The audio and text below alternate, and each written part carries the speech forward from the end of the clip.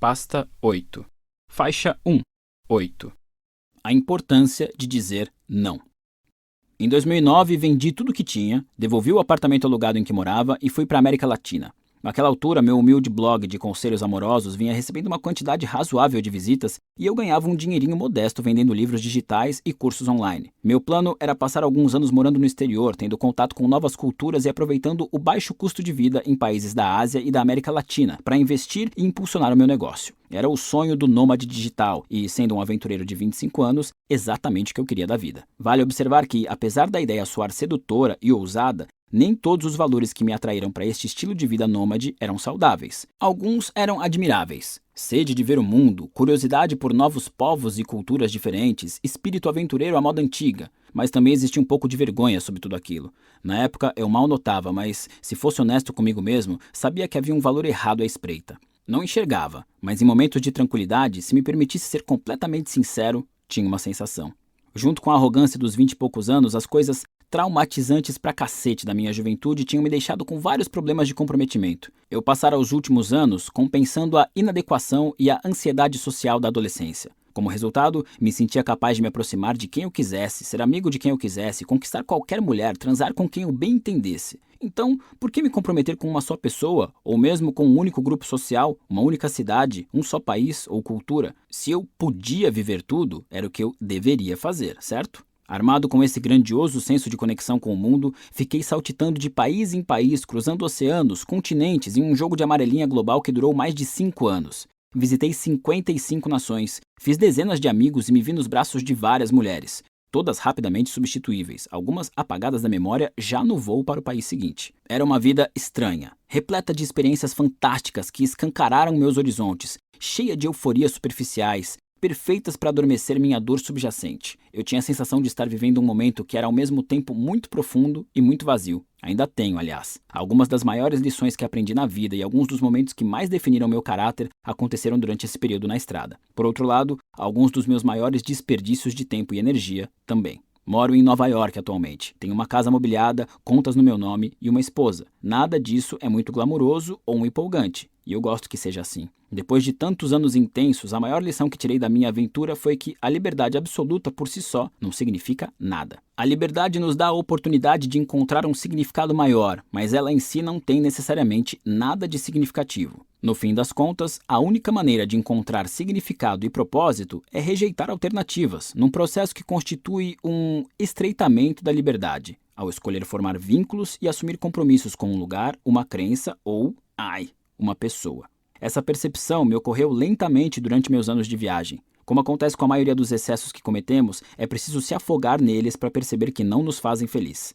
Foi assim comigo. Enquanto eu me afogava no meu 53º, 54º, 55º países, comecei a entender que de todas aquelas experiências empolgantes e incríveis, poucas teriam algum significado duradouro. Enquanto meus amigos nos Estados Unidos estavam se casando, comprando casas e dedicando seu tempo a empresas interessantes ou causas políticas, eu flutuava de uma euforia para outra. Em 2011, fui a São Petersburgo, na Rússia. A comida era uma droga, o clima estava uma droga, neve em maio estavam de sacanagem com a minha cara. Meu apartamento na cidade era uma droga, nada deu certo, tudo era muito caro, as pessoas eram grosseiras e tinham um cheiro estranho, ninguém sorria e todo mundo bebia demais, mas eu adorei. Foi uma das minhas viagens preferidas. A cultura russa tem uma aspereza que costuma desagradar os ocidentais. Ficam para trás as falsas simpatias e cortesias verbais. Ninguém ali sorri para desconhecidos nem finge gostar de alguma coisa por educação. Na Rússia, se alguma coisa é ridícula, você diz que é ridícula. Se alguém está sendo babaca, você diz que está sendo babaca. Se você gosta de alguém e se sente muito feliz quando está com essa pessoa, você diz a ela que gosta muito dela e que se sente muito feliz quando está com ela. Mesmo que a pessoa em questão seja um amigo, um estranho ou alguém que você conheceu há 5 minutos na rua. Na primeira semana, achei tudo isso muito desconfortável. Fui tomar café com uma garota russa e 3 minutos depois de nos sentarmos, ela me olhou de um jeito estranho e falou que o que eu tinha acabado de dizer era uma idiotice. Quase engasguei.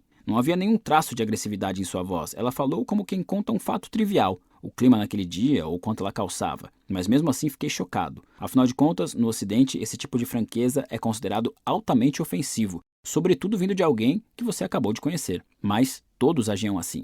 Todo mundo parecia grosseiro o tempo inteiro, e como resultado, minha mente ocidental, mimada, se sentia atacada por todos os lados. Inseguranças resistentes começaram a vir à tona em situações em que não apareciam havia anos. Fui me acostumando à franqueza com o passar das semanas, bem como ao sol da meia-noite e à vodka que descia como água gelada. Depois comecei a apreciá-la pelo que realmente era, expressão pura. Honestidade no sentido mais verdadeiro da palavra. Comunicação sem cláusulas de condições, sem parcialidade velada, sem segundas intenções, sem desespero por agradar.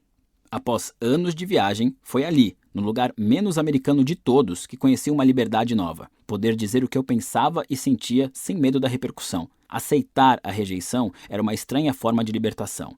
E por ter desejado a expressão direta diante a maior parte da vida, primeiro por causa de um ambiente familiar cheio de repressão emocional e depois pela falsa segurança que passei a demonstrar de um modo construído meticulosamente, eu me embriaguei naquilo como se fosse a melhor vodka já produzida. O mês que passei em São Petersburgo passou voando e no final eu não queria ir embora. Viajar é uma ferramenta fantástica de desenvolvimento pessoal porque nos afasta dos valores de nossa cultura e demonstra que outra sociedade pode viver com valores diferentes e ainda funcionar sem se odiar. Essa exposição a valores e parâmetros diferentes nos faz reexaminar o que parece óbvio e considerar que nossa forma de viver pode não ser necessariamente a melhor. Nesse caso, a Rússia me fez reexaminar a falsa comunicação calcada em simpatia, tão comum na cultura ocidental, e me perguntar se isso não nos deixa mais inseguros nas nossas relações e menos aptos à intimidade. Eu me lembro de ter discutido essa dinâmica com meu professor de russo um dia e ele me contou uma teoria interessante. Vivendo sob o regime comunista por tantas gerações, com poucas oportunidades econômicas e imersa numa atmosfera de medo, a sociedade russa descobriu que a moeda mais valiosa é a confiança. E, para criar confiança, é preciso sinceridade. Isso é, se as coisas estão uma merda, você diz isso abertamente e sem se desculpar. Essas desagradáveis demonstrações de honestidade eram recompensadas pelo simples fato de serem necessárias para a sobrevivência. As pessoas precisavam saber em quem podiam ou não confiar, e precisavam saber rápido.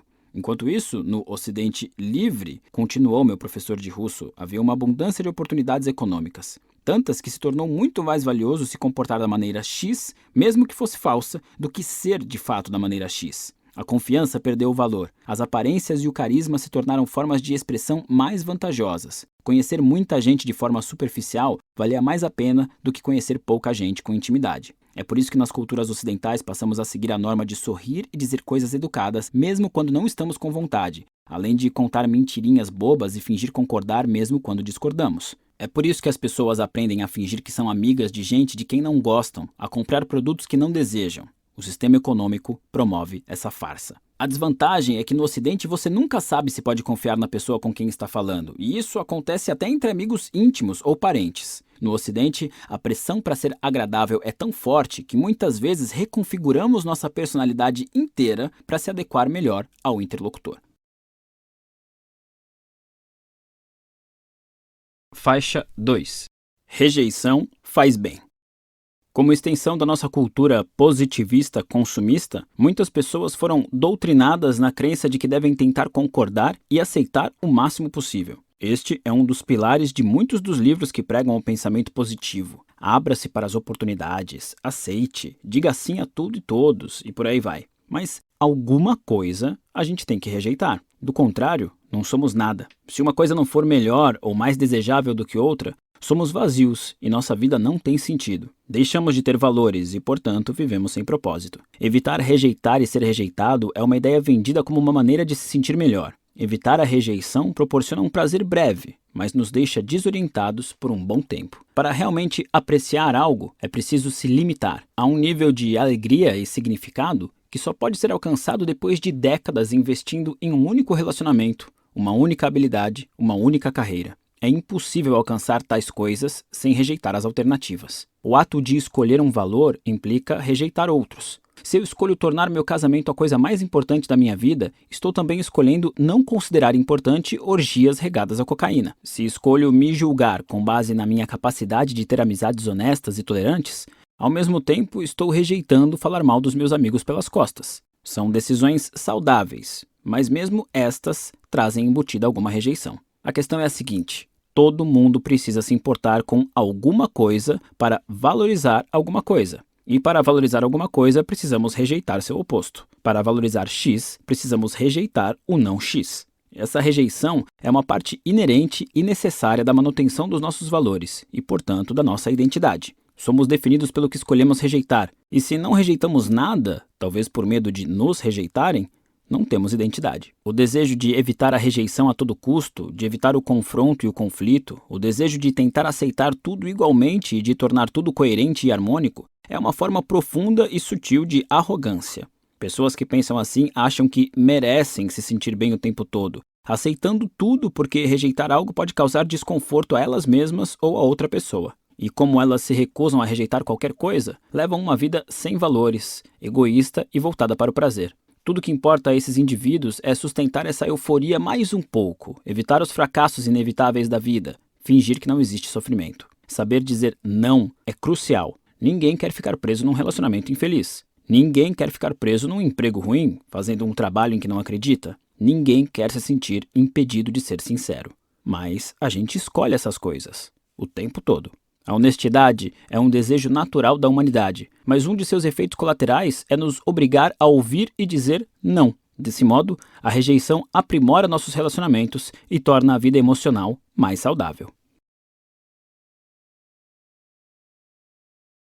Faixa 3. Limites. Era uma vez 2 jovens, um garoto e uma garota. A família de um odiava a família de outro. Um dia, o garoto entrou de penetra numa festa da família da garota porque ele era meio babaca. Quando viu o garoto, a garota sentiu que os anjos cantavam uma melodia muito doce para suas partes íntimas e se apaixonou por ele na hora, sem mais nem menos. Então, ele se esgueirou para o jardim da casa dela e ali os dois decidiram se casar no dia seguinte. Porque, claro, isso é uma ótima decisão, ainda mais quando seus pais querem assassinar seus futuros sogros. Avancemos alguns dias. As famílias descobrem o casamento e tem um chilique. Mercúcio morre. A garota fica tão chateada que toma uma poção para dormir por 2 dias. Mas, infelizmente, o jovem casal ainda não tinha aprendido as manhas de uma boa comunicação conjugal. E a jovem simplesmente esquece de contar que fez isso ao marido. Então, o jovem confunde o coma da esposa com suicídio, perde completamente a linha e se mata, achando que vai ficar com ela no além ou coisa assim. Mas aí ela acorda do coma e quando descobre que o marido se suicidou, resolve se matar também. Fim. Hoje em dia, Romeu e Julieta é sinônimo de romance na nossa cultura, visto como a grande história de amor na cultura de língua inglesa, um ideal emocional a igualar. Mas se prestarmos atenção ao que acontece na história, vemos que aqueles garotos estavam surtados. Prova disso é que se mataram. Muitos estudiosos suspeitam que Shakespeare tenha escrito Romeu e Julieta não como uma história que celebraria o romance, mas como sátira, como forma de mostrar que o amor é insano. Ele não queria que a peça fosse uma glorificação do amor. A peça é justamente o contrário, uma grande placa de neon piscando "Mantenha a distância" e cercada por uma fita da polícia avisando "Não ultrapasse". Durante a maior parte da história da humanidade, o amor romântico não foi celebrado como é hoje em dia. Na verdade, até meados do século XIX era visto como um impedimento psicológico desnecessário e potencialmente perigoso para as coisas realmente importantes da vida. Cuidar bem da fazenda, por exemplo, ou se casar com um cara que tivesse um monte de ovelhas. Em geral, os jovens eram afastados à força de suas paixões românticas em favor de casamentos que lhes trouxessem vantagens econômicas práticas, que pudessem proporcionar estabilidade tanto para o casal quanto para as famílias. Hoje, no entanto, todo mundo se derrete por esse amor ensandecido. Ele predomina em nossa cultura, e quanto mais dramático, melhor. Seja Ben Affleck tentando destruir um asteroide e salvar a Terra para impressionar a garota que ama, Mel Gibson assassinando centenas de ingleses e tendo fantasias com sua esposa estuprada e assassinada enquanto está sendo torturado até a morte, ou aquela elfa que abre mão da imortalidade para ficar com Aragorn em O Senhor dos Anéis. Além de comédias românticas idiotas em que Jimmy Fallon desiste de assistir a final do Red Sox porque Drew Barrymore tem tipo necessidades ou algo assim. Se esse tipo de amor romântico fosse cocaína, todos seríamos, em termos de cultura, Tony Montana de Scarface, enterrando a cara numa montanha de amor romântico e gritando "Say hello to my little friend". Estamos descobrindo que o amor romântico é mesmo equivalente à cocaína. Sério, é assustadoramente parecido. Ambos estimulam exatamente as mesmas partes do cérebro, deixam o usuário eufórico e se sentindo bem por um tempo, mas criam a mesma quantidade de problemas que solucionam, iguaizinhos. A maioria dos elementos que buscamos no amor romântico, exibições dramáticas e desconcertantes de afeto, altos e baixos turbulentos, não são demonstrações genuínas e saudáveis de amor. Muitas vezes não passam de mais uma forma de arrogância, só que nesse caso se manifestando no relacionamento. Eu sei, eu estou dando uma de estraga prazeres. Sério que esse tipo de pessoa fala mal do amor romântico? Mas presta sua atenção. Existem formas saudáveis e formas não saudáveis de amar. O amor não saudável é o que une duas pessoas que estão usando aquele sentimento como meio de escapar de seus problemas, ou seja, um usa o outro como fuga.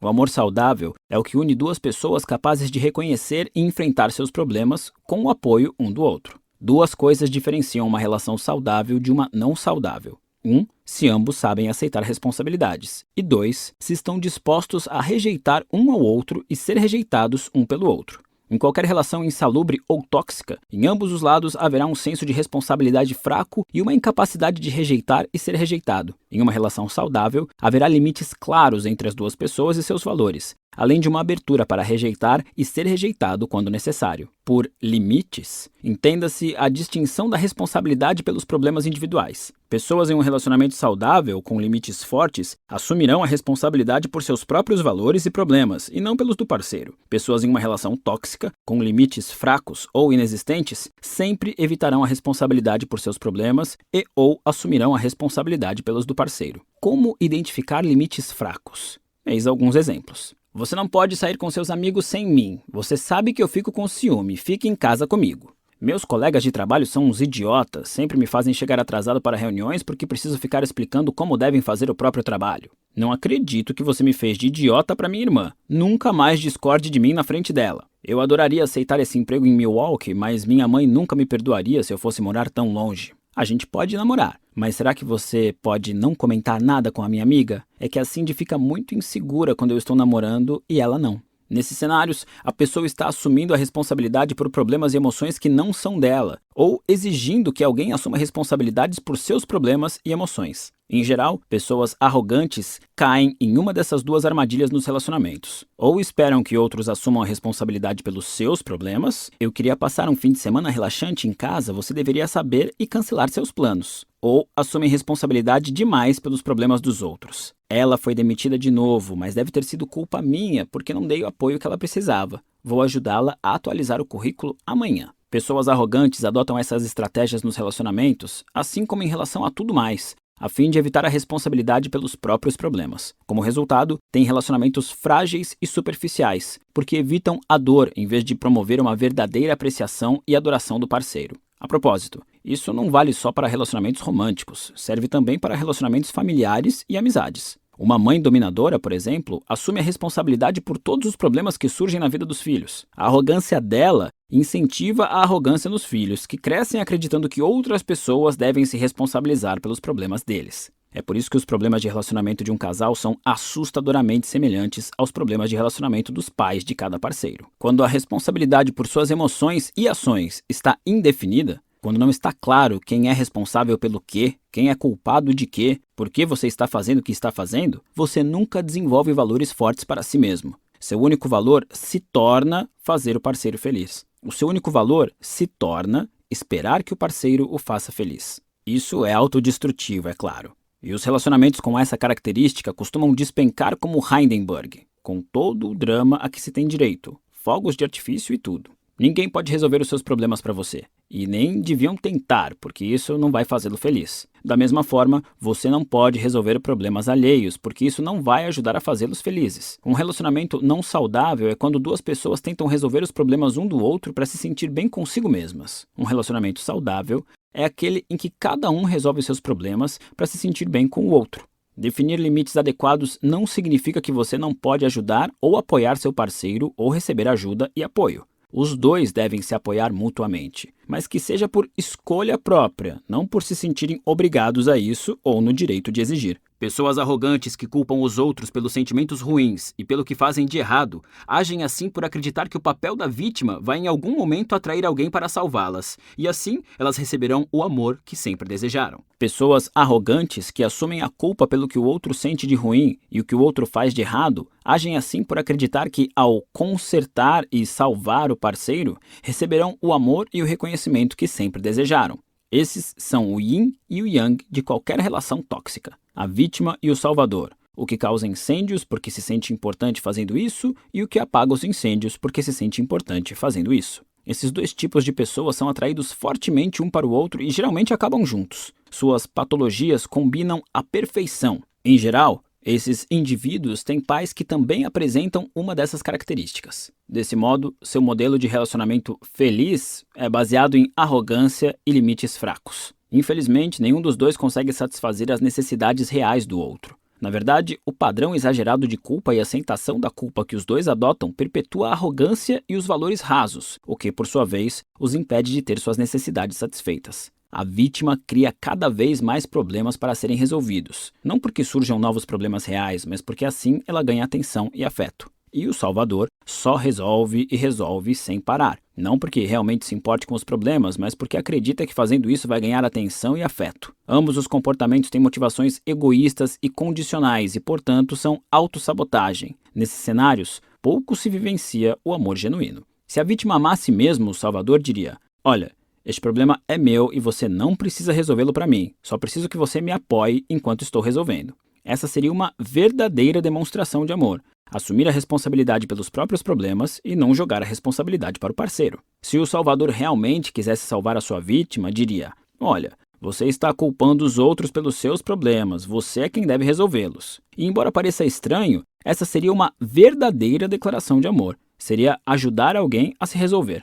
Em vez disso, porém, vítimas e salvadores usam um ao outro para obter euforias emocionais. É como um vício que satisfazem mutuamente. O irônico é que, quando se deparam com parceiros emocionalmente saudáveis, em geral esses indivíduos se sentem entediados ou alegam não ter química. O descarte de indivíduos emocionalmente saudáveis e seguros se dá porque os limites sólidos desses parceiros não são empolgantes o suficiente para estimular constantes euforias na pessoa arrogante. Para as vítimas, a coisa mais difícil de se fazer neste mundo é se responsabilizar por seus problemas. Elas passaram a vida toda acreditando que seu destino está nas mãos dos outros. O primeiro passo para assumir a responsabilidade por si mesmas é apavorante. Para os salvadores, a coisa mais difícil de se fazer neste mundo é parar de tomar problemas alheios para si. Eles passaram a vida toda sendo valorizados e amados quando ajudavam alguém, e abrir mão dessa necessidade de ser recompensados por boas ações também é assustador. Se você faz um sacrifício por alguém de quem gosta,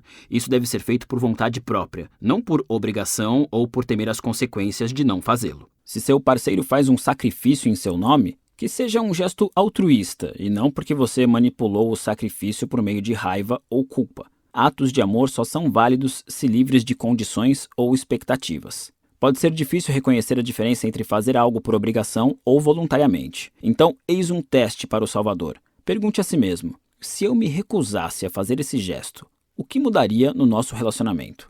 Para a vítima, a pergunta seria: se meu parceiro se recusasse a fazer algo por mim, o que mudaria no nosso relacionamento? Se a resposta é que a recusa causaria uma explosão de drama e pratos quebrados, é mau sinal. Isso sugere que seu relacionamento é condicional, ou seja, baseado em uma troca de benefícios superficiais, não em uma aceitação incondicional mútua, o que inclui aceitar os problemas um do outro. Pessoas com limites fortes não têm medo de chiliques, discussões ou tristeza. Pessoas com limites fracos morrem de medo dessas coisas e sempre moldarão o próprio comportamento para se adequar aos altos e baixos da montanha-russa emocional do relacionamento. Pessoas com limites fortes entendem que não é razoável esperar que duas pessoas cedam 100% e satisfaçam todas as necessidades uma da outra. Pessoas com limites fortes entendem que às vezes podem ferir os sentimentos de alguém, mas que no fim das contas não podem determinar como os outros se sentem. Pessoas com limites fortes entendem que um relacionamento saudável não se baseia em um controlar as emoções do outro, mas em um apoiar o outro em seu crescimento individual e na resolução de seus próprios problemas. Não se trata de se importar com tudo que importa para o seu parceiro, e sim de se importar com o seu parceiro. Isso é amor incondicional, queridos. Faixa 4. Como construir confiança.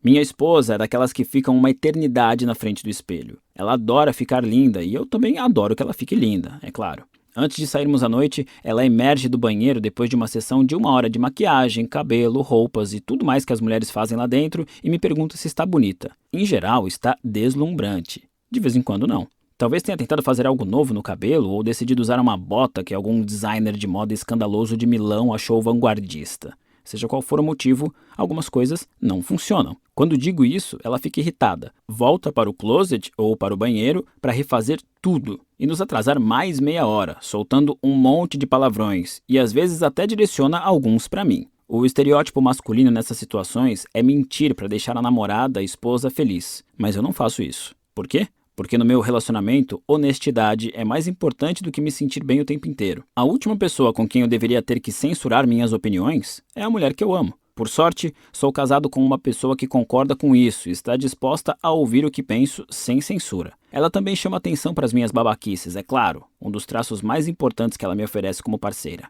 Meu ego é ferido às vezes? Sim, eu reclamo e tento argumentar, mas algumas horas depois volto amuado e admitido que ela estava certa. E cara, essa mulher me torna uma pessoa melhor, mesmo que na hora eu odeie ouvir o que ela tem a dizer. Quando a nossa maior prioridade é nos sentirmos bem o tempo todo, ou sempre fazer com que o nosso parceiro se sinta bem, no fim das contas, ninguém se sente bem. E a relação desmorona sem ninguém perceber. Sem conflito, não pode haver confiança. Eles existem para nos mostrar quem está ao nosso lado incondicionalmente e quem só quer os benefícios. Ninguém confia em alguém que só diz sim.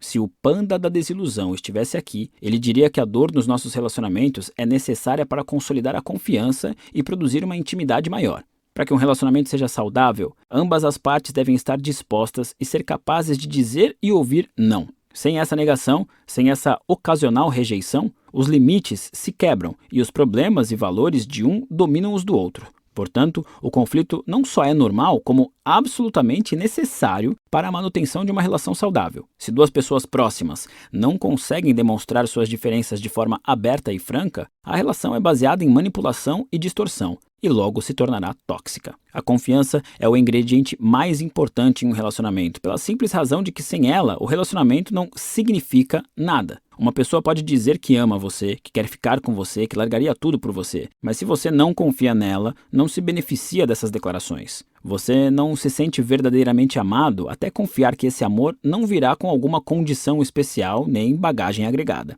Esse é o fator mais destrutivo na traição. Não é só o sexo, mas a confiança que foi destruída com ele. Sem confiança, o relacionamento não tem mais como funcionar. Nesse ponto, é preciso reconstruí-la ou dizer adeus. Sempre recebo e-mails de gente que foi traída pela pessoa amada, mas quer continuar com o parceiro e está se perguntando como voltar a confiar nele. Sem confiança, dizem essas pessoas, o relacionamento começou a parecer um fardo, uma ameaça que deve ser monitorada e questionada, e não desfrutada. O problema é que a maioria das pessoas que é pega traindo pede desculpa, usa o famoso "isso nunca mais vai acontecer" e pronto. É como se órgãos sexuais estivessem sempre se chocando por acidente. Muitos traídos aceitam essa resposta logo de cara e não questionam os valores e o que realmente importa para seu parceiro. Não se perguntam se esses fatores fazem valer a pena ficar com ele. Estão tão preocupadas em manter o relacionamento que não reconhecem que ele se tornou um buraco negro que consome seu amor próprio. Se as pessoas traem, é porque algo além do relacionamento é mais importante para elas. Pode ser o poder que exercem sobre os outros, pode ser a necessidade de autoafirmação através do sexo, pode ser a entrega aos próprios impulsos. Seja o que for, é evidente que os valores de quem trai não estão alinhados de forma a sustentar um relacionamento saudável. Se o traidor não admite ou aceita isso, se só dá a velha resposta "não sei o que eu tinha na cabeça", ele não tem a autoconsciência necessária para resolver qualquer problema do relacionamento. Os traidores precisam, portanto, começar a descascar a cebola da autoconsciência e descobrir quais valores escrotos os levaram a quebrar a confiança no relacionamento, e se realmente ainda valorizam essa relação. Precisam ser capazes de dizer: eu sou egoísta, eu me preocupo mais comigo do que com meu parceiro. Para ser sincero, eu nem respeito muito esse relacionamento. Se os traidores não conseguem expressar seus valores de merda e mostrar que os superaram, não há motivo para acreditar que são confiáveis. E se não são confiáveis, o relacionamento não vai melhorar nem mudar. Outro fator que ajuda a recuperar a confiança é bem prático: o histórico. Se alguém trai, as palavras que dirá na sequência soarão agradáveis, mas é preciso enxergar se há um histórico consistente de melhoria no comportamento. Só então é possível ter certeza de que os valores do traidor estão alinhados corretamente e que ele realmente mudará. Infelizmente, construir um histórico de confiança leva tempo, sem dúvida muito mais que o necessário para quebrá-la. Durante esse período de reconstrução da confiança, é provável que as coisas fiquem uma merda. Ambas as partes devem estar conscientes da batalha que estão escolhendo encarar. Eu usei o exemplo da traição em um relacionamento romântico, mas esse processo se aplica a violações em qualquer relação. Só é possível reconstruir a confiança se as duas etapas seguintes acontecerem. 1. Quem traiu admite os valores verdadeiros que causaram a ruptura e os assume. E 2. Quem traiu constrói um histórico sólido de comportamento melhor ao longo do tempo. Sem o primeiro passo, não deve nem haver uma tentativa de reconciliação. A confiança é como um prato de porcelana. Uma vez quebrado, possível reconstruí-lo com algum cuidado e atenção. 2 vezes quebrado, partirá em mais cacos e consertá-lo levará muito mais tempo. Se a outra pessoa continuar a quebrá-lo, em algum momento será impossível restaurá-lo. Haverá cacos e poeira demais. Faixa 5. A liberdade através do compromisso. A cultura consumista sabe muito bem nos fazer querer mais, mais e mais. Sob todo o hype e marketing está a sugestão de que mais é sempre melhor. Eu aceitei essa ideia durante muitos anos. Ganhe mais dinheiro, visite mais países, tenha mais experiências, fique com mais mulheres. Mas nem sempre mais é melhor. Na verdade, o oposto é verdadeiro. Em geral, ficamos mais felizes com menos. Quando somos sobrecarregados por oportunidades e opções, sofremos o que os psicólogos chamam de paradoxo da escolha. Basicamente, quanto mais variáveis, menos satisfeitos ficamos com o que escolhemos, porque temos consciência de que perdemos várias opções. Então, se você escolher um entre 2 lugares para morar, provavelmente se sentirá confortável e confiante de que fez a escolha certa. Ficará satisfeito com sua decisão. Mas se tiver um leque de 28 opções e escolher uma, o paradoxo da escolha diz que provavelmente você passará anos sofrendo e duvidando de si mesmo, se perguntando se tomou a decisão correta e se está mesmo maximizando a sua felicidade. E essa ansiedade, esse desejo por certeza, perfeição e sucesso trará infelicidade. Então, como agimos? Bom, se você for como eu costumava ser, evita escolher qualquer coisa. Tenta manter suas opções em aberto o máximo de tempo possível. Evita se comprometer. Mas, embora investir profundamente em uma pessoa, um lugar, um emprego ou uma atividade possa nos negar a amplitude de experiências que gostaríamos, buscar uma amplitude de experiência nos nega a oportunidade de vivenciar as recompensas das experiências mais profundas. Existem algumas experiências que você só pode ter depois de morar no mesmo lugar por 5 anos, de ficar com a mesma pessoa por mais de uma década, de passar metade da vida fazendo o mesmo trabalho. Agora que já passei dos 30, finalmente reconheço que o comprometimento, à sua maneira, oferece uma gama muito rica de oportunidades e experiências que nunca estariam disponíveis para mim, não importa onde eu fosse ou o que fizesse. Quando você tenta ter uma amplitude muito grande de experiências, o retorno é cada vez menor a cada nova aventura, a cada nova pessoa ou coisa. Se você nunca saiu do seu país, o primeiro país que visita inspira uma imensa mudança de perspectiva, porque você tem uma base de experiências muito pequena. Mas quando você já esteve em 20, o 21º acrescenta pouco. E quando esteve em 50, o 51º adiciona ainda menos. O mesmo vale para os bens materiais, dinheiro, hobbies, empregos, amigos e parceiros românticos, sexuais. Todos valores ruins e superficiais que as pessoas escolhem para si mesmas. Quanto mais velhos ficamos, mais experiência obtemos e menos cada nova experiência nos afeta. A primeira vez em que bebi em uma festa foi empolgante. A 100ª foi divertida. A 50ª foi só um fim de semana normal. E a 1000ª foi chata e sem importância. Pessoalmente, a grande questão para mim ao longo dos últimos anos foi minha capacidade de aceitar o comprometimento. Escolhi rejeitar tudo, menos as melhores pessoas, experiências e valores da minha vida. Eliminei todos os outros projetos profissionais paralelos e decidi me concentrar apenas em escrever. Desde então, meu site se tornou mais popular do que eu jamais teria imaginado. Eu me comprometi a ficar com uma só mulher a longo prazo. E para minha surpresa, achei isso mais recompensador que qualquer um dos casinhos, encontros e noites de sexo casual que tive no passado. Assumi um compromisso com uma única cidade e passei a cuidar melhor das minhas poucas amizades importantes, genuínas e saudáveis. Com isso, descobri algo improvável. Existe uma liberdade e uma libertação no compromisso. Encontrei mais oportunidades e aspectos positivos ao rejeitar alternativas e distrações e favorecer o que me importa de verdade.